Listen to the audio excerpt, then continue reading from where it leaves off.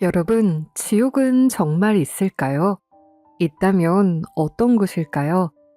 오늘 읽어드릴 책은 어쩌면 이 궁금증을 조금 해결해줄 단테의 신곡 지옥편입니다. 단테의 신곡은 이탈리아 문학의 걸작 중 하나로 총 3부로 구성되어 있습니다.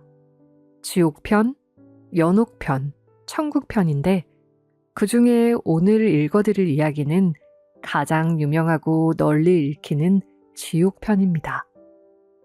지옥에서는 단테가 고대 로마의 시인 베르길리우스의 안내를 받아 지옥을 여행하는 이야기를 담고 있는데요. 단테가 묘사한 지옥계는 원추형을 뒤집어 세워놓은 깔때기 모양을 하고 있고 위에서부터 총 9개의 지옥으로 나뉘어 있으며 각 지옥은 다양한 죄를 저지른 영혼들이 각기 그에 대한 고통을 받는 장소로 그려져 있습니다. 제1층 변옥지옥, 제2층 음욕지옥, 제3층 식탐지옥, 제4층 탐욕지옥, 제5층 분노지옥, 제6층 이단지옥, 제7층 폭력지옥, 제8층 사기지옥, 제9층 배신지옥. 단테의 신곡은 불교의 지옥하고도 묘사가 비슷한 편이며 사실상 이 작품 이후 지옥, 특히 기독교의 지옥을 다루는 모든 창작물은 크든 작든 이 지옥편의 영향을 받았다고 해도 무방할 정도이죠. 물론 여기서 나오는 지옥은 단테의 상상력과 사회관에 입각한 창작으로 일반적으로 기독교 신학에서 말하는 지옥과는 차이가 있을 수 있습니다. 오늘은 단테의 상상력과 철학적 깊이를 잘 보여주는 부분 1층 변옥지옥, 2층 음욕지옥, 9층 배신지옥의 이야기를 들려드리겠습니다. 그럼 꿀잠 되세요.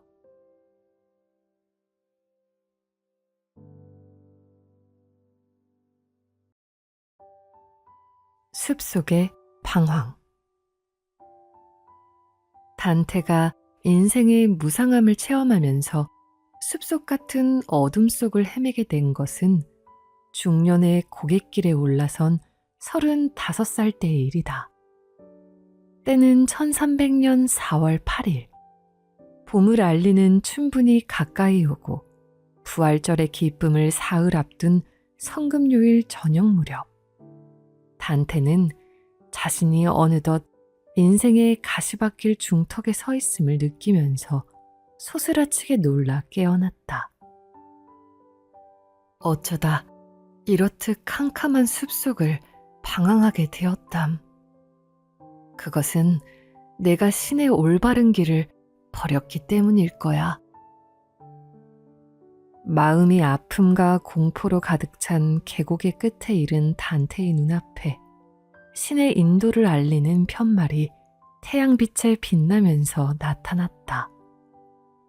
한 줄기 빛을 발견한 것처럼 새로운 힘과 용기를 얻게 된 단테는 앞으로 나아갈 수 있었다. 그가 계곡의 비탈길을 돌아 고객마루에 마주섰을 때 호련 한 마리 표범이 그의 앞을 막아섰다. 사치스러운 유혹과 육욕의 달콤함을 상징하는 표범은 단테의 앞길을 이리저리 가로막으면서 그를 되돌아가게 했다. 그가 떠오르는 아침 태양을 바라보면서 표범의 두려움을 겨우 잊을 만해지자 이번에는 그보다 더 무서운 굶주린 사자가 잡아먹을 듯 으르렁거리며 나타났다. 권력과 야망을 상징하는 사자의 외침에 대기조차도 무서워 떠는 것 같았다. 그러자 또 한편에서는 말라빠진 늑대 한 마리가 나타나 탐욕스러운 욕망의 숨결로 그를 삼킬 듯 노리며 다가섰다. 순간 단테는 산마루에 오를 희망을 놓쳐버리고는 진퇴양난의 위기에서 그만 정신을 잃고 말았다. 어렴풋이 정신을 되찾은 그 앞에 환상처럼 모습을 드러내는 것이 있었다. 단테는 생각할 겨를도 없이 구원을 간청하며 외쳤다. 제발 소원입니다. 날 좀 구해주십시오. 당신은 사람인가요? 아니면 귀신인가요? 나는 지금은 인간이 아니지만 전에는 인간이었노라. 내 조상은 롬바르디아 가문이며 양친의 고향은 만토바 지방이었지. 나는 율리우스 카이사르 말년에 태어났지만 어지신 아우구스투스 황제 치하의 로마에 살았다. 나는 시인으로 트로이 전쟁의 아이네이스를 노래하기도 했지. 그런데 그대는 어찌하여 신들의 은총으로 충만한 저 산을 오르려 하지 않고 고통으로 가득 찬 골짜기로 되돌아가려 하는가? 그렇다면 당신이 바로 아름다운 언어들을 넓은 강물처럼 쏟아놓았던 저 유명한 로마 최대의 시인 베르길리우스란 말씀인가요? 단테는 부끄러운 마음으로 그에게 물었다. 오, 모든 시인의 명예로움이며 빛이신 분, 당신은 나의 스승이십니다. 내게 영예를 안겨준 아름다운 문체들은 오직 당신에게서 끌어내온 것이었습니다. 불멸의 성년이시여, 나를 쫓고 있는 저 짐승들로부터 나를 구해주십시오. 저놈들은 나를 위협해 내 혈관과 맥박이 떨게 하고 있습니다. 그대가 이 숲속을 벗어나고 싶다면 다른 길을 택해야 할 것이다. 그 짐승들은 본성이 사악하고 해로워서 사람들이 지나가지 못하게 할 뿐만 아니라 그 길을 방해하며 죽이기까지 하기 때문이다. 내가 이제 그대를 인도할 터이니 나를 따르라. 나는 그대를 영원한 곳으로 안내할 터인즉 지옥에서는 입을 모아 제2의 죽음을 소리치며 울부짖는 악인들의 망령들을 볼 것이며 연옥에서는 때가 되면 천국에 오르기를 기다리면서 열심히 속죄하고 있는 무리들을 보게 될 것이다. 그 다음 그대가 축복받는 영웅들이 있는 천국으로 더 오르고자 한다면 그곳에서 나보다 훌륭한 영혼인 베아트리체가 그대를 직접 맞아올 것이다. 그가 눈물을 흘리고 있는 단테를 보면서 대답했다. 베르길리우스. 단테는 기쁨에 벅차서 대답했다. 당신이 이 세상에서는 미처 알지 못하셨던 하나님의 이름으로 간청하오니 나를 이곳에서 벗어나게 하여 당신이 말씀하신 대로 성 베드로가 지키는 천국의 문과 복되신 분들을 만나게 해주십시오. 그러자 그가 움직이기 시작했고 단테는 그를 뒤따랐다. 성금요일인 그날이 저물고 주위에 어둠이 덮이기 시작했을 때 단테는 또다시 자기 자신을 되돌아보면서 마음의 준비를 했다. 단테는 자기가 과연 그를 따라 나설 수 있는 능력을 지니고 있는지를 판단해달라고 베르길리우스에게 겸허하게 간청했다. 지극히 높은 예지를 갖추신 시성이시여, 지금이야말로 내게 힘을 주소서. 단테는 말하기 시작했다. 그러나 나를 인도하는 스승이시여, 이 험한 길을 가게 하시기 전에 과연 내게 그럴 능력이 있는가를 헤아려 주십시오. 당신이 노래했던 아이네이스에서 아이네이아스가 육체를 가진 채 영겁의 세계를 여행했다고 기록하고 있고, 성 바오로도 믿음을 전하기 위해 지옥에 내려갔다고 하지만, 나는 아이네이아스도 성 바오로도 아니지 않습니까? 내게 그만한 자격이 있다고 누가 믿어주겠습니까? 오히려 그것이 내게 철없고 죄스런 일이 아닐는지 두렵기만 합니다. 이는 당신이 나보다 더 잘 아시는 일 아닌가요? 단테, 그대는 부질없는 두려움에 사로잡혀 있다. 겁에 질린 그대의 영혼이 연약해져 마치 그림자를 잘못 보고 당황하는 짐승처럼 하고자 하던 일을 되돌려서는 안 될 것이다. 베르길리우스는 하나님을 모르던 시대에 살았으므로 천국도 지옥도 아닌 림보에 있었다. 그때 하느님의 은총으로 빛나던 여인 베아트리체의 목소리가 들렸다. 만토바의 청순한 영혼이여, 당신의 명성은 만토바의 청순한 영혼이여, 당신의 명성은 아직도 세상에 이어지고 이 세상이 끝날 때까지 전해질 것입니다. 그녀는 별빛보다 더 빛나는 눈동자와 천사와 같이 부드러운 목소리로 말했다. 나와 친한 벗이며 불행했던 그분이 인기척도 없는 산모퉁이에서 길이 막혀 무서운 나머지 돌아가려 하고 있습니다. 내가 천국에서 들으니 그가 이미 길을 잃고 헤매고 있다는데 그를 구하고자 달려왔으나 이미 늦었을까 두렵습니다. 자, 어서 가서 그대의 기이한 말씀과 그분을 구원할 수 있는 모든 수단을 쓰시어 나에게 위안을 베풀어 주십시오. 그대를 보내드리는 나는 베아트리체입니다. 그대가 돌아가고자 열망하는 복된 곳에서 왔답니다. 내가 나의 주님 앞으로 돌아간다면 나는 그대에 대한 찬사를 아끼지 않을 것입니다. 베아트리체의 눈에는 눈물이 이슬방울처럼 맺혔다. 그녀를 진실로 사랑한 단테가 그녀로 인해 구원받을 수 있도록 배려한 성모 마리아께서 성녀 루치아를 통해 그녀에게 자비를 베푸셨음을 눈물에 젖어 이야기한 것이다. 베르길리우스는 단테에게 이 말을 하면서 용기를 붙돋우었다.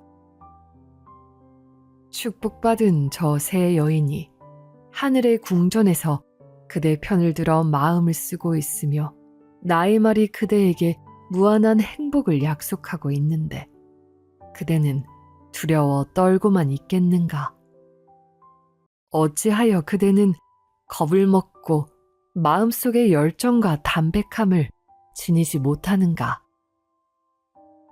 단테는 마치 밤추위에 머리를 숙이고 움츠렸던 꽃들이 아침 햇살을 받아 그 줄기가 활짝 피어 곱게 서듯이 용기를 얻었다. 베아트리체, 그 이상으로 그가 힘을 얻을 수 있는 것이 또 어디에 있단 말일까? 단테는 마치 밤추위에 머리를 숙이고 움츠렸던 꽃들이 아침 햇살을 받아 그 줄기가 활짝 피어 곱게 서듯이 용기를 얻었다. 당신의 말씀은 내 마음을 가다듬게 하시어 내가 그 여인의 뜻을 따르게 했습니다. 이제 가십시다. 당신은 나의 인도자이시며 주인이십니다. 스승이시여, 이제 당신과 나의 뜻은 오직 하나일 뿐입니다. 단테의 말이 떨어지자 베르길리우스는 걸음을 옮기기 시작했다. 이제 단테는 황량하고도 깊고 거친 길로 서슴없이 들어서게 된 것이다.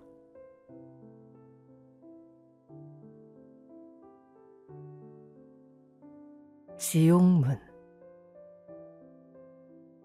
나는 슬픔의 나라로 들어가는 문. 나는 영겁의 고통으로 가는 문. 나는 영원히 버림받은 자들에게로 가는 문. 정의는 지존하신 창조주를 움직여 성스런 힘과 채상의 지혜, 그리고 태초의 사랑으로 나를 이루었도다. 나보다 먼저 창조된 것이란 영원한 것뿐이니 나는 영원토록 남으리라. 여기 들어오는 너희는 온갖 희망을 버릴지어다.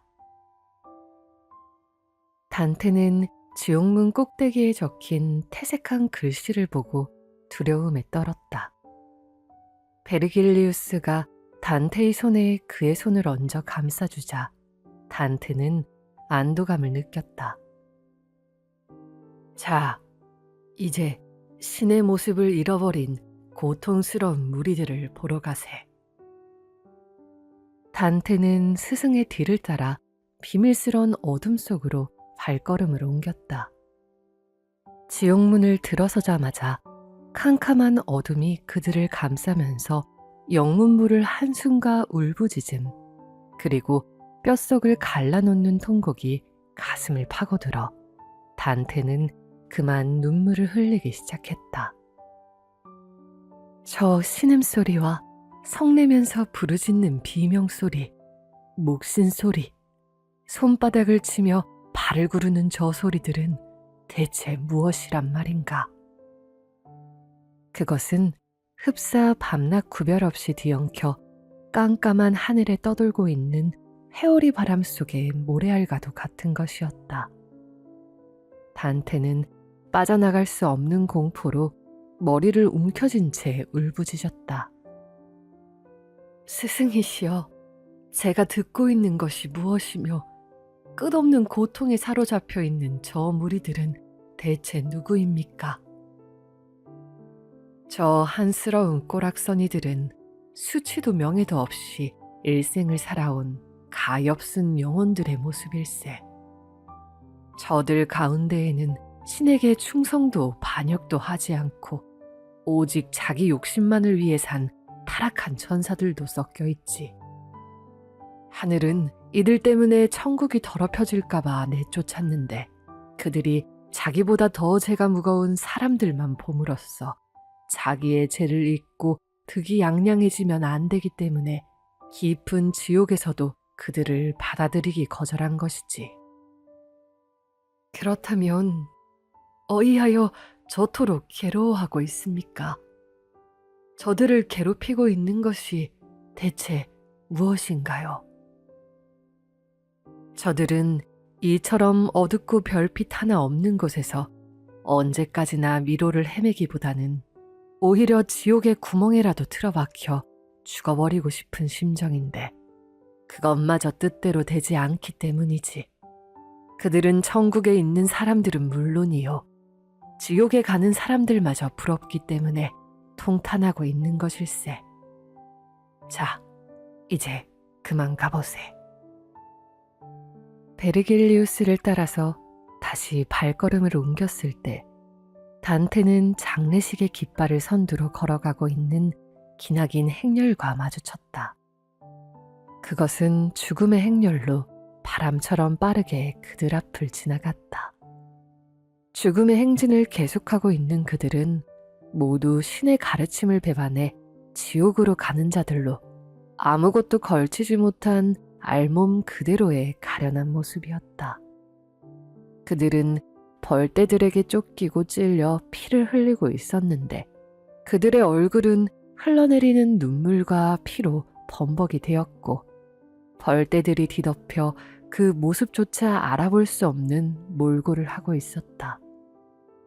베르길리우스와 단테는 어느덧 죽음의 세계로 들어서는 입구에 있는 큰 강, 슬픔과 근심의 강으로 불리는 아케론 강가로 나왔다. 단테는 많은 사람이 강변에 앉아있는 것을 보았다. 스승이여, 저들은 대체 누구이며 어찌하여 저 강을 건너려 합니까?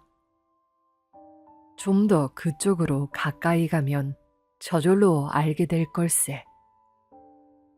이 말에 단테는 더 이상 아무것도 묻지 못하고 그저 묵묵히 따라갔다. 그때 아케론강의 뱃사공 카론이 백발을 휘날리면서 배를 저어오며 외쳤다. 이 저주받을 망령들아, 꿈에라도 하늘을 다시 보리라고 생각지는 말지어다. 나는 니놈들을 저쪽 강기슬에 있는 불가마와 얼음 장만이 가득한 곳에 쳐넣으려고 왔노라. 입에 악마의 거품을 뿜으면서 호통을 치던 카론이 단테를 보았다. 웬 놈이냐? 너는 살아있는 영혼이 아니더냐? 죽은 자들의 무리로부터 썩 떠나지 않고 무엇하느냐? 카론은 단테가 멈칫거리고 있는 것을 보고는 다시 소리를 질렀다. 니놈들은 딴 나루토로 건너야 한다지 않더냐? 거기에는 이보다 가벼운 배가 있단 말이다. 이때 단테의 스승 베르겔리우스가 앞에 나섰다. 여보게 카론, 그렇게 성만 내지 마시게. 이 사람은 하나님의 뜻에 따라 지옥을 견학하러 가는 길일세. 그러자 납덩어리 같은 얼굴에 불꽃을 담고 있던 카론은 겨우 눈길을 가라앉히며 잠잠해졌다. 그러나 그의 모습과 호통을 들은 죽음의 무리들은 안색이 변해 이빨을 갈면서 저주스러운 비명을 지르기 시작했다. 이 벌거벗고 지친 무리들은 하나님과 그들의 어버이, 또 온 인류와 그들이 태어난 장소와 시간까지 저주하고 있었다. 지옥의 악마 카론은 이글거리는 눈으로 그들을 몰아세우고는 늦장을 부리는 자들을 노로 후려치며 가을날 나무잎 날리듯이 아담이 저주받은 후손들을 끌고 갔다. 이 죽음의 혼들이 갈색으로 물든 강물결을 헤치고 강기슬에 닿기도 전에 저편에서 또다시 새로 몰려든 영혼들이 벌떼같이 모여 울부짖었다. 스승 베르길리우스가 말했다. 저걸 보게. 하느님을 배반해 그분의 노여움 속에 죽음을 맞이한 자들이 모두 몰려드는 저 꼬락서니를. 저들이 서둘러 나룻배를 타려는 것은 이미 구원의 희망이 없음을 알고 차라리 빨리 지옥으로 가서 형벌이나 받고 말자고 아예 단념했기 때문이라네. 죄 없는 영혼이 이곳을 건너는 일은 절대로 없지. 그러니 자네도 카론의 잔소리를 이해할 만할 걸세. 그가 말을 마치자 그 암흑의 들판이 심하게 요동쳤다. 저걸 보게. 하나님을 배반해 그분이 노여움 속에 죽음을 맞이한 자들이 모두 몰려드는 저 꼬락서니를. 저들이 서둘러 나룻배를 타려는 것은 이미 구원의 희망이 없음을 알고 차라리 빨리 지옥으로 가서 형벌이나 받고 말자고 아예 단념했기 때문이라네. 죄 없는 영혼이 이곳을 건너는 일은 절대로 없지. 그러니 자네도 카론의 잔소리를 이해할 만할 걸세. 그가 말을 마치자 그 암흑의 들판이 심하게 요동쳤다. 단테는 무서운 공포에 짓눌려 실신하고 말았다. 눈물로 젖은 대지에 원망의 바람이 일고 번갯불이 내려치자 단테는 그만 정신을 잃고 혼수 상태에 빠진 사람처럼 그대로 쓰러진 것이다. 제1층 림보지옥. 갑자기 무서운 내성병력이 단테의 깊은 잠을 깨웠다. 그는 자신이 이미 아케론 강을 건넜음을 깨달았다.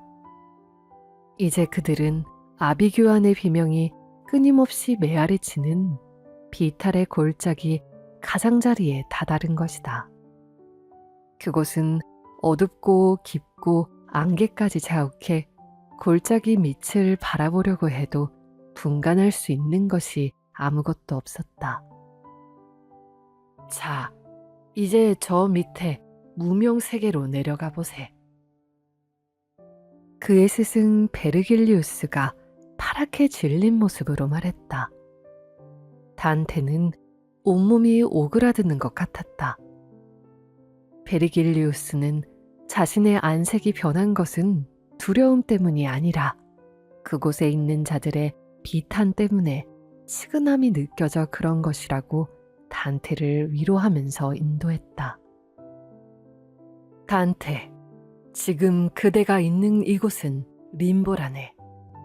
여기에 있는 자들은 죄를 짓지는 않았다네. 덕을 쌓기도 했지만 그것만으로는 충분치 못한 경우이지. 이들은 그대가 믿고 있는 신앙이 없어 세례를 받지 못한 것이지. 물론 그리스도가 탄생하기 이전에 태어나서 하느님을 공경하지 못했던 사람들도 포함되는데 나도 그 중에 하나라네. 세상에서 훌륭하게 살았다 하더라도 전능하신 하나님을 믿지 않았거나 우러러 보려고는 하지 않는 자들은 후에 천국에 가서 신을 대면할 수 없지. 이것이 여기 모인 우리의 슬픔이고 희망 없는 희망 속에서 살아야만 하는 까닭이라네. 단테는 비로소 그토록 훌륭한 사람들이 왜 이곳 림보에서 어쩔 수 없이 살아가야 하는지를 알고는 깊은 슬픔에 잠겨 스승에게 다시 물었다. 스승이시여, 자신의 공으로나 타인의 공덕으로 여길 벗어나 축복을 받은 자는 없었나요? 아니, 내가 이곳에 오게 된 다음에 바로 승리의 왕관을 머리에 쓰신 전능하신 분이 이곳에 임하시는 것을 보았지. 그분은 인류 최초의 아버지인 아담의 영혼과 그의 아들 아벨, 노아, 모세, 아브라함, 다윗, 이스마엘, 그리고 그 후손들과 라헬 등 수많은 영혼을 구원하셨다네. 그들은 전능하신 구세주가 임하시기를 고대하면서 기도했기 때문에 모두 구원받은 것인데 인간의 영혼으로 그들보다 먼저 구원받은 자는 아무도 없다네. 이러한 이야기를 나누면서 그들은 발을 멈추지 않고 좀 더 깊숙이 들어갔다. 그러자 아득한 곳에서 어둠을 쫓는 한 줄기 빛이 흘러나오는 것이 보였다. 그 빛은 그리스도교를 알지 못했지만 지혜에 뛰어났던 학자와 시인들의 빛이었다. 이처럼 어두침침한 곳에서도 학문과 예술에 뛰어난 영혼들의 빛은 언제까지나 사라지지 않고 빛나는 것인가요? 단테가 감탄하는 소리에 스승이 대답했다. 세상에서 떨쳤던 저분들의 명성은 천상에서도 은총을 받아 이토록 돋보이는 것일세. 바로 그때 저 위대하신 시인을 찬양할지어다. 이곳을 떠났던 그의 영혼이 다시 돌아왔노라 하는 소리가 들렸다. 잠시 주위가 조용해지자 네 사람의 그림자가 그들에게 가까이 다가왔다. 베르길리우스가 그들이 누구인지를 단테에게 설명했다. 맨 앞, 손에 칼을 들고 왕자처럼 오고 있는 이를 보게. 그가 바로 히랍 최고의 시성, 호메로스 1세. 그 다음이 풍자 시인 호라티우스. 세 번째가 오비디우스. 그리고 맨 마지막이 루카누스라네. 단테는 모든 시인의 우상인 이 5 영웅을 향해 인사를 했으며 그들이 자신을 그들의 무리에 넣어주어 6번째 성령이 되는 영광을 부여받게 되었다고 고백했다. 단테는 이들과 함께 학문의 성이라 불리는 커다란 성곽 밑에 이르렀다. 그 성곽 주위에는 아름다운 강물이 흐르고 있었는데 그 강을 건너 안으로 들어가 7개의 성문을 지나게 되었다. 그 안에는 많은 학자와 위인들이 그곳을 거닐며 이야기하고 있었다. 이 모든 광경을 보게 된 단테는 꿈속을 헤매듯 황홀함을 느꼈다. 거기에는 헥토르와 아이네이아스 등 수많은 동료와 함께 있는 엘렉트라, 카이사르, 카밀라와 펜테실레아, 그리고 그의 딸인 라티니아와 함께 앉아있는 라티누스 대왕, 또한 브루투스 등에 이르기까지 많은 위인이 있었다. 이들 한복판에 철학자들의 모습이 보였고 모든 현자의 스승인 아리스토텔레스가 모든 이의 존경을 받으며 앉아 있었다. 그 옆으로는 소크라테스와 플라톤, 데모크리토스, 디오게네스, 아낙사고라스, 탈레스, 히포크라테스, 헤라클레이토스, 세네카, 아베로에스의 모습까지 보였다. 그의 스승인 안내자 베르길리우스는 다시 단테를 인도하여 그 고요한 성을 빠져나온 다음 다른 길로 접어들었다. 그곳은 이제까지와는 달리 빛 한 점 없고 공기마저 부들부들 떨렸다. 제2층 음욕지옥. 단테는 베르길리우스에 이끌려 림보인 제1지옥에서 제2지옥으로 내려왔다. 그곳은 전보다 훨씬 비좁았고 울부짖는 소리와 고통스러운 비명이 메아리 쳤다. 정문에는 크레타 섬의 왕이었던 신화적 인물인 미노스가 무서운 이빨을 드러낸 채 버티고 서 있었다. 미노스는 그곳을 지키면서 들어오는 자마다 하나하나 심판해 어디로 보낼 것인지를 결정했다. 그의 앞에 와서 벌벌 떨며 고백하는 자의 죄가 얼마나 무서운가를 헤아려 지옥의 자리를 지정해 주는 것이다. 이때 미노스가 그의 꼬리를 휘감아 그 휘감은 횟수로 몇 지옥으로 떨어뜨릴 것인지를 결정하고 선고하는 모습이 보였다. 미노스가 하던 일을 팽개치고 단테에게 말했다. 이 고통스러운 피난처로 들어온 자여, 그대는 어떻게 여길 들어왔으며 누굴 믿고 들어가려 하는가? 문이 넓다고 해서 안심할 수 있을 것 같은가? 단테의 스승 베르길리우스가 막아서며 대답했다. 무슨 말을 그렇게 하는가? 하느님의 뜻에 따라가는 그를 방해하지 말라. 뜻하시는 대로 이루시는 저 높은 분께서 원하신 일이니 더 이상 묻지 말라. 그때 단테는 끝없는 통곡이 그의 길을 갈갈이 찢는 비탄의 골짜기 벼랑에 와 있음을 알았다. 그곳은 폭풍에 시달리는 바다가 울부짖는 곳으로 죽어도 쉬지 않는 지옥의 태풍이 휘몰아치면서 죄 많은 영혼들을 억세게 후려쳐 괴롭히고 있었다. 그 죄 많은 무리들은 허물어진 벼랑 끝에 다다랐을 때 비명과 한탄, 통곡을 하면서 하나님의 권능을 저주했다. 단테는 이들이 욕망에 사로잡혀 이성을 저버리고 사음을 일삼은 자들임을 알아보았다.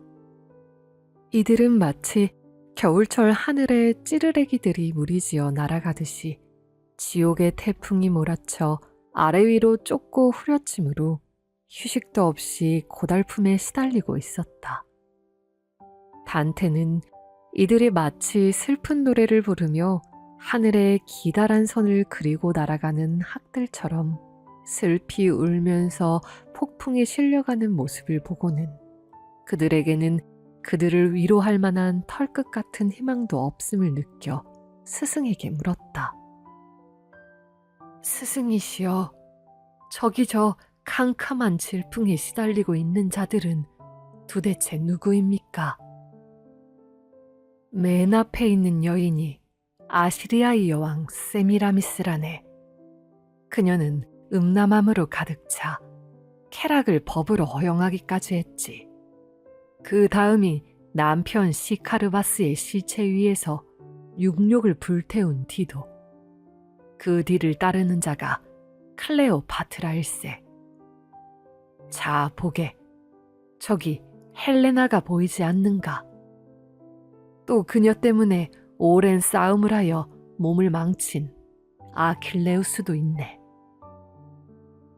베르길리우스는 그 밖에도 파리스와 트리스탄 등 수많은 망령을 가리키면서 사랑과 애욕 때문에 고통받는 그들의 사연을 들려주었다.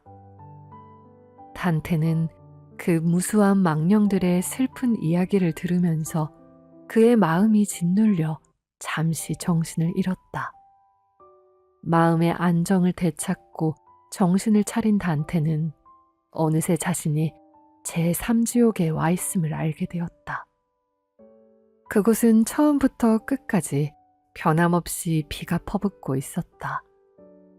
그 저조스러운 빛 속에는 큰 우박덩어리가 섞여 있었으며 더러운 물과 암흑의 대기에서 쏟아지는 눈이 휘몰아쳐 바닥은 악취로 가득했다. 제5층 분노지옥. 단테와 베르길리우스는 무사히 이교도의 성인 디스시의 성문을 통과해 마을로 들어설 수 있었다. 마을 양편에는 넓은 벌판이 펼쳐져 있었는데 단테는 그곳이 온통 무수한 고통과 혹독한 형벌로 가득 차 있음을 볼 수 있었다. 그곳은 마치 롱강가의 공동묘지와 같았다. 그 무덤들은 모두 뜨겁게 달구어져 뚜껑채 열려 있었고 그 안에서는 슬픈 통곡 소리가 멈추지 않았다. 단테가 베르길리우스에게 그토록 뜨거운 불가마 속에서 탄식을 금치 못하고 있는 자들이 누구인지를 묻자 베르길리우스는 그들의 이교도의 두목들과 그 추종자들 그리고 이단자들이라고 말하면서 그들의 고통은 상상하는 것보다 무겁다고 일러주었다. 그들은 다시 오른편으로 돌아 탄식의 무덤과 높은 성벽 사이를 지나갔다. 단테가 그 사이를 지나면서 베르길리우스에게 물었다. 저 무덤 속에 누워있는 자들은 누구이며 무덤의 뚜껑은 언제까지 열려 있는 것입니까? 그 뚜껑은 최후의 심판이 끝난 뒤 육신이 부활하기 위해 되돌아올 때에야 닫힐 것인즉 대체로 이곳에 묻힌 자들은 육신과 함께 영혼도 죽는 것이라고 믿었던 에피크로스와 그 추종자들일세. 좀 더 가다 보면 자네의 궁금증도 점차 풀릴 테지. 베르길리우스가 대답했다. 이때 홀연 한 무덤에서 상반신을 일으켜 말을 걸어오는 자가 있었다. 오, 피렌체가 있는 토스카나 출신인 자여. 그대의 말씨가 그대의 고향을 알려주고 있으나 그곳은 나를 너무나도 괴롭게 했다오. 살아있는 자로서 지옥의 도시를 의젓하게 지나고 있는 자여. 잠시라도 이곳에 머물러 주지 않겠는가? 이 소리를 듣고 깜짝 놀란 단테가 부들부들 떨면서 베르길리우스의 옆으로 다가섰다. 무서워하지 말고 정중하게 물어보지 뭘 그러는가? 저자가 파리나타 일세. 베르길리우스가 가르쳐주며 위로했다. 단테는 그를 바라보며 마치 지옥 따위는 아무것도 아니라는 듯 가슴을 곧게 펴고 머리를 쳐들었다. 당신의 조상은 누구인가요?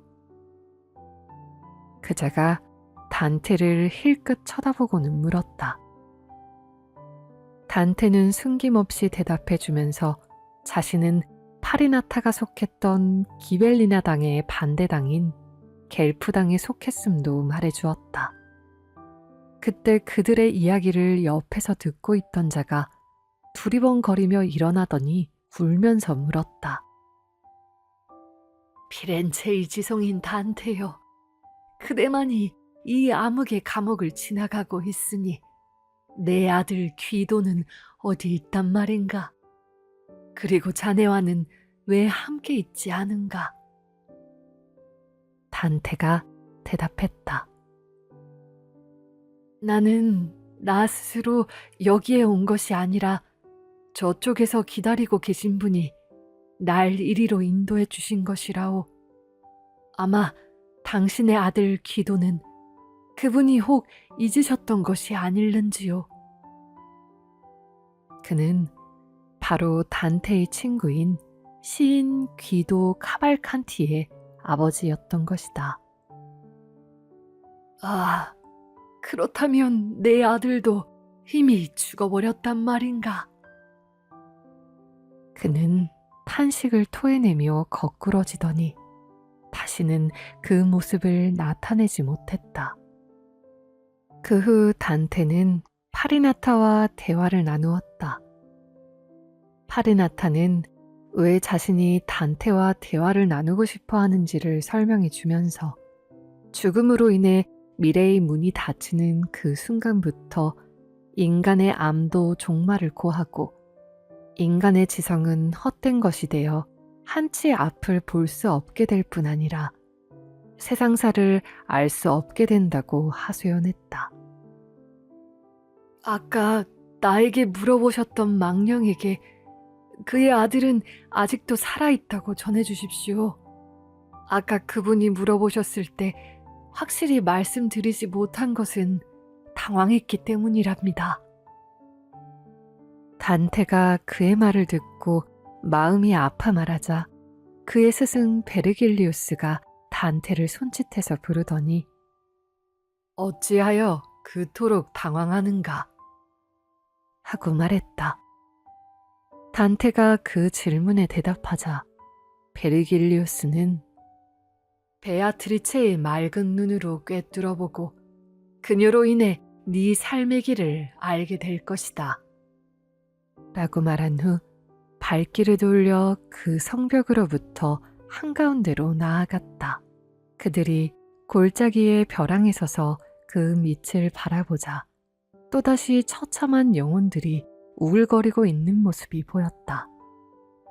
그 골짜기에서 올라오는 숨이 막힐 듯한 썩은 냄새에 몸서리치며 이를 피하기 위해 커다란 무덤 뚜껑 뒤로 피해갔는데 그 무덤 뚜껑 위에 포티누스로 인해 정교를 벌인 교황 아나스타시우스 여기에 묻히다 라는 묘비명이 적혀 있었다. 베르길리우스는 역겨운 냄새에 익숙해질 동안 단테에게 제7옥 이하의 하부 지옥에 대해 설명해 주었다. 그의 설명에 따르면 하부 지옥은 커다란 돌무덤 형태로 3개의 원을 이루고 있으며 그 원들은 내려갈수록 조금씩 작아지면서 좁아진다는 것이었다. 그 속에는 저주받은 영혼들이 가득 차 고통을 받고 있는데 그들은 행위 가운데에서도 가장 사악한 남을 속이는 기만 행위를 해 더욱 큰 고통을 받는 거라고 말했다. 제7지옥층은 폭력배들이 갇혀 있으며 그곳은 3개의 작은 지옥이 층층이 있다네. 그 제1원에는 이웃에게 폭력으로 죽음과 쓰라린 상처를 안겨주며 그 재산을 약탈하고 파괴한 자, 또한 살인자와 중상모략자, 불안당, 날도둑들이 벌을 받고 있고 제2원에서는 자살하거나 자해 행위를 한 자들, 그리고 노름으로 재산을 탕신한 자들이 슬피 울고 있으며 마지막으로 가장 깊은 지옥에는 소돔과 카오르의 고리 대금업자들처럼 하나님을 마음속으로 깔보거나 남을 등친 사람들에게 날인을 찍어 표시하는 곳일세. 또한 제8지옥에서는 양심을 해치고 사랑의 매듭조차 풀어 없애는 기만 행위를 한 사람들, 즉 위선자들, 그리고 이기주의자들, 포주들이 웅크리고 있고 마지막 제9지옥에는 모든 반역자 무리가 있네. 베르길리우스는 다시 단테를 재촉해 제7지옥의 험준한 벼랑을 내려갔다. 그들이 벼랑을 내려가자 보기에도 끔찍한 우두 인신이의 괴물이 있었다. 소머리에 사람 몽뚱이를 한 미노타우로스란 괴물이 분노에 휩싸여 단테에게 달려드자 베르길리우스가 외쳤다. 네 놈은 너에게 치명적인 죽음을 안겨준 아테네의 테세우스를 만난 것으로 안단 말이냐. 길을 비켜라. 이분은 네 누이의 가르침을 받아 여기 온 것이 아니라 네 놈들의 고통을 보기 위해 지나가고 있을 뿐이라 말이다. 그러자 그 괴물은 치명적인 일격을 받고 고삐가 풀렸어도 도망갈 줄 모르고 허우적대는 황소처럼 나뒹굴었다. 루키페르의 연못. 지옥의 제9옥. 거인들이 지키고 있는 이곳은 카인을 효시로 하여 신족을 배반한 자들의 영혼과 신이와 조국을 배반한 영혼들이 벌받고 있었다. 제9옥에는 환상의 강으로 불리는 얼음의 연못, 코키토스의 연못이라고도 불리는 제9옷, 즉 루키페르의 연못은 4개의 원으로 겹싸여 있었다. 단테는 안타이오스의 도움을 받아 베르길리우스의 인도로 최후의 지옥 골짜기인 제9옥에 도착하자 저절로 뮤즈의 도움을 청하는 탄식의 한숨을 내뱉었다. 우주의 중심인 이 땅 밑바닥을 노래하는 것은 장난삼아 할 수 있는 것이 결코 아니며 엄마 아빠를 부르듯이 어리광으로 불러댈 수 있는 흥얼거림이 아니지 않겠는가. 그러니 암피온을 도와 테베를 닿게 한 시 여신들이여, 내 말이 사실이라면 내게 그리고 나의 노래에 힘을 주소서. 극악한 운명으로 태어난 족속들이여, 그대들은 차라리 세상에 태어나지 않았거나 아니면 양이나 염소로 태어나는 것이 훨씬 더 나았을 것을. 단테는 베르길리우스를 따라 좀 더 밑으로 내려갔다. 그런데 갑자기 신음이 들렸다. 정신 차려서 잘 좀 지나가지 못하겠느냐? 어찌하여 너는 불쌍한 우리의 머리를 밟고 지나가는 것인가?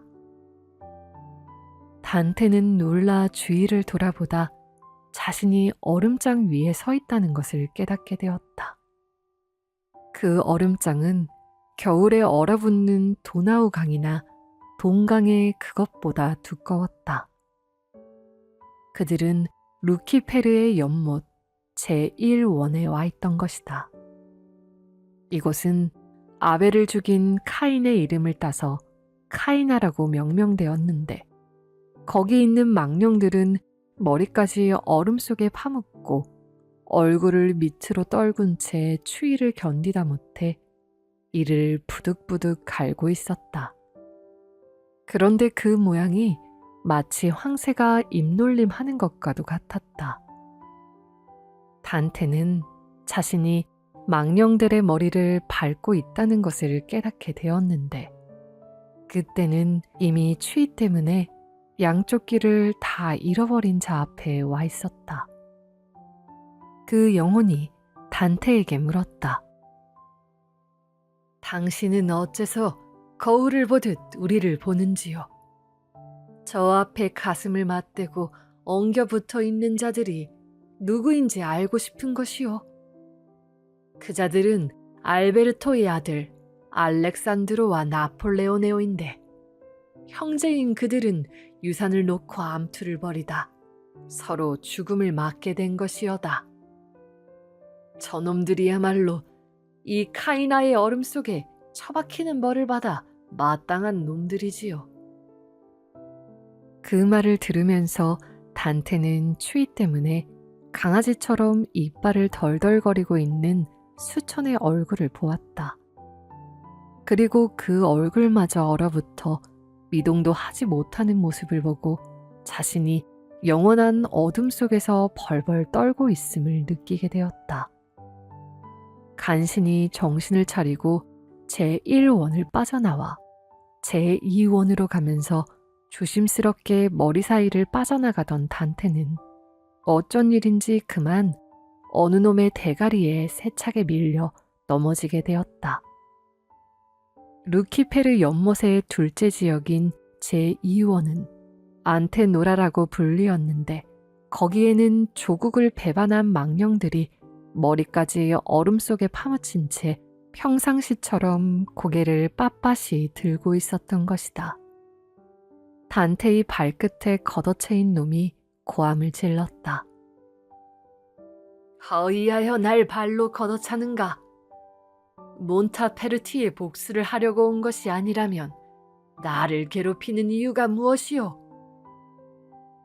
단테는 그자가 바로 몬타페르티의 전투에서 겔프당을 배반한 보카텔리 아바티라는 것을 알 수 있었다. 단테는 베르길리우스와 함께 그곳을 떠나 앞으로 좀 더 나가다 한 구덩이에 얼어붙어 있는 두 사람을 보게 되었다. 그들은 서로 엉겨붙어 있었는데 한 놈의 머리가 다른 놈의 머리 위에 포개져 그 놈의 모자 모양이 되어 있었다. 위에 있는 놈이 밑에 있는 놈의 목덜미를 소리내며 물어뜯고 있었는데 마치 굶주린 자가 빵 조각을 깨물어 뜯는 것 같았다. 그런데 그 모습이 테베이 멜라니포스에게 치명상을 입었다가 다시 그를 죽여 복수한 티데우스가 죽은 그의 골통을 부수고 물어뜯은 것과 다름없었다. 단테가 그 끔찍한 광경을 보고 말했다. 그대는 대체 얼마나 원한이 맺혀서 그처럼 짐승같이 물어뜯고 있는 것인가? 네가 그렇게 물어뜯으면서 울부짖고 있는 사연이 무엇인지, 그리고 도대체 너는 누구이며 그의 죄는 무엇인지 말해준다면 내가 살아있는 한 저 위 세상에서 내가 그대를 위해 갚아줄 수 있을 것이다. 그러자 그는 자기가 물어뜯고 있던 자의 머리털로 입술을 닦고는 자기는 저 유명한 게라 르네스카의 우골리나 백작이며 그에게 잡혀있는 자는 우발디니의 루지엘이 대주교라고 말했다. 루지엘이 대주교는 원래 우골리노 백작과 깊은 관계를 맺은 인물인데 나중에 우골리노의 권력을 빼앗은 다음 조국을 배반했다는 제명으로 우골리노와 그의 자식들을 구알란디 가문의 탑에 유폐시켜 굶어 죽게 한 것이다. 우골리노는 자신의 이야기를 마치고는 또다시 루지에리의 머리를 미친 듯이 물어뜯으며 계속해서 울부짖었다. 단테는 베르길리우스와 다시 걸음을 재촉하다가 푸톨 레메오라고 부르는 제3원에 이르렀다. 루키페르 연못의 셋째 지역인 이곳에는 친구나 동료들을 배반한 자들이 엎드려 얼굴을 하늘로 향하는 벌을 받고 있었다. 그들이 괴로움의 눈물을 흘리면 이내 얼음이 되어버려 울 수조차 없었다. 그때 그렇듯 차가운 얼음을 뒤집어 쓴 비참한 자들 중 하나가 단테를 보고 소리쳤다. 그대들이여, 내 얼굴에서 이 두꺼운 너울을 걷어주고려. 가슴에 넘치는 이 울분의 눈물을 얼기 전에 한 번쯤 밖으로 흘려보는 것이 소원이랍니다. 단테가 그 비참한 모습을 보고 대답했다. 내 도움을 받고자 한다면 그대가 누구인지 내게 말하라. 그대의 소원을 풀어주지 못하더라도 나는 이미 저 아래 얼음 밑까지 가기로 작정한 몸이라네. 그러자 그가 말했다. 나는 수도사인 알베리고라오. 나의 형제인 만프레와 조카들을 죽일 때 과일을 암호로 쓴 대가로 여기서는 내가 무화과값 대신 대추값을 지불하는 것과 마찬가지로 훨씬 더 가혹한 형벌을 받고 있는 것이지요. 단테는 그의 말을 듣고도 그의 얼굴을 덮고 있는 얼음을 걷어내 눈을 열어주지 않았다. 그것은 그를 무자비하게 대하는 것이 오히려 예의를 지키는 것이었기 때문이다. 단테는 그들의 참담한 꼴을 바라보면서 탄식할 뿐이었다. 그때 베르길리우스가 단테를 보고 말했다. 지옥의 마왕 루키페르의 깃발이 나타났으니 앞을 바라보라. 이쪽으로 오고 있는 것이 보이는가? 단테는 이미 지옥의 가장 깊은 곳 루키페르 연못 한가운데인 제4원에 와 있었던 것이다. 이곳은 일명 주테카라고 불리는데 그 이름은 유다에서 유래되었다. 단테가 베르길리우스의 말을 듣고 앞을 내다보았지만 안개가 빽빽하게 끼고 어둠이 가라앉은 것처럼 희미했다.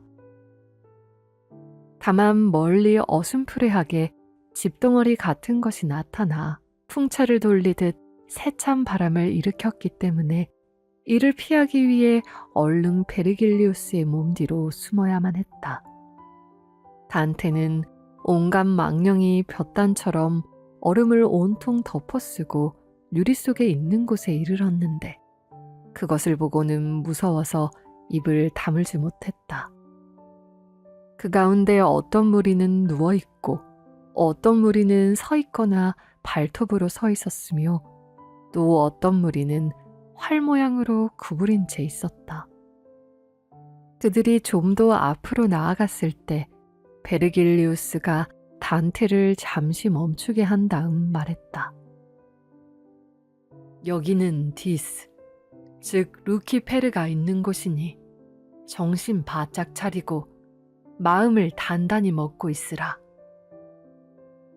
그렇지 않아도 단테는 그곳에 이르자 녹초가 되면서 얼어붙어 자신이 살아있는지 죽은 것인지 분간도 못할 지경이 되어 있었다. 단테는 우뚝 솟은 마왕 루키페르의 모습을 보았다. 그는 제 몸의 상반신을 얼음 밖으로 내놓고 있었는데 그의 엄청난 모습을 본 단테는 전에 본 거인들은 루키페르의 팔뚝만도 못하다고 느꼈다. 마왕 루키페르는 지금은 그처럼 추한 몰골이지만 하느님을 배반해 지옥으로 떨어지기 전에는 가장 아름다운 모습이었다. 단테는 루키페르의 얼굴이 3개나 달려있는 것을 보고 깜짝 놀랐다.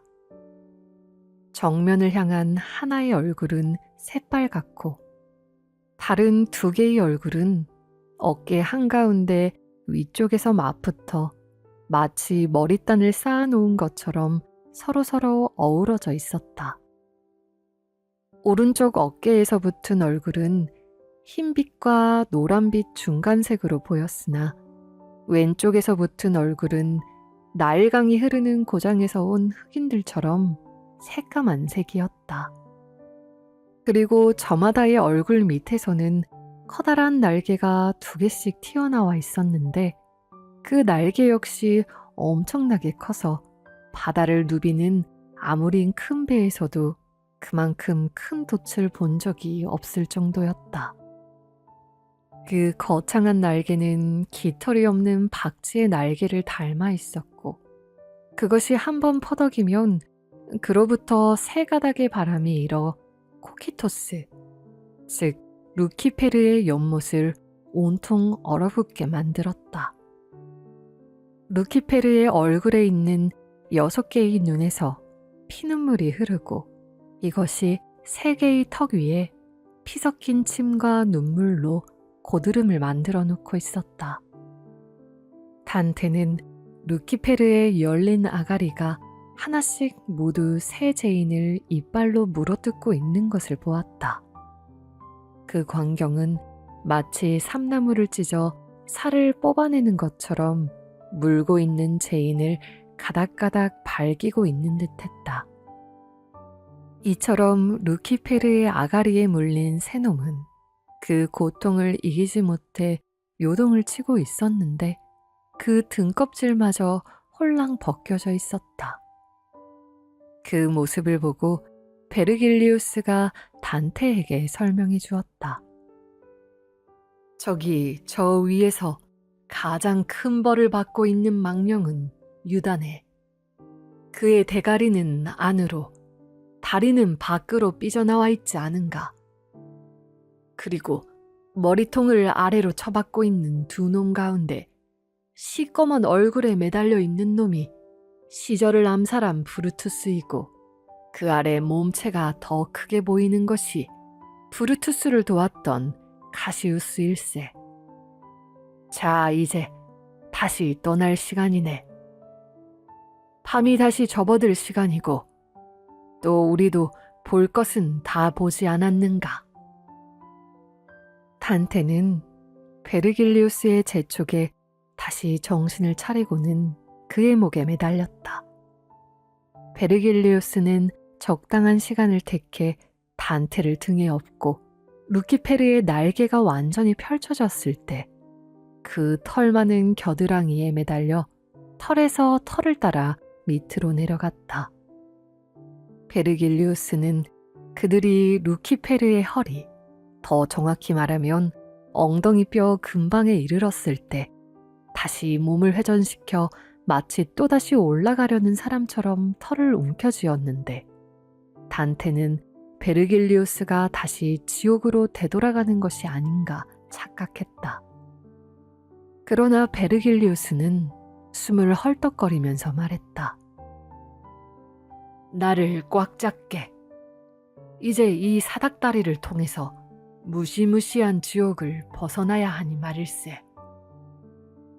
그러고는 바위 틈 사이로 몸을 내밀어 그 가장자리에 단테를 내려놓고 그 자신도 완전히 빠져나와 단테에게로 재빨리 되돌아왔다.